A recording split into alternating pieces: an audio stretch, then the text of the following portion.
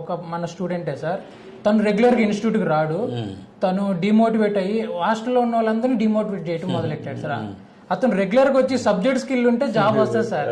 Subject improve చేసుకోకుండా రాకుండా job రాలేదని చెప్పి ఇన్స్టిట్యూట్ కి రావాలి, సబ్జెక్ట్ ఇంప్రూవ్ అవ్వాలి, ఇంటర్వ్యూస్ అటెండ్ అవ్వాలి.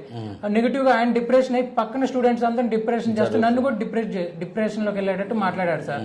కానీ ప్రకాష్ నన్ను మోటివేట్ చేశారు సార్. అలా ఏం ఉండదు, నువ్వు రెగ్యులర్ గా ఇన్స్టిట్యూట్ కి వెళ్ళు, హెల్త్ బాగాలేకపోయినా పర్లేదు అంటే. తను ఎలా డిమోటివేట్ చేసిన 10 years గ్యాప్ ఉంది, ఇది MBA, సో నీకు జాబ్ రాదు అని బాగా డిమోటివేట్ చేశారు సార్ మెయిన్ హాస్టల్లో.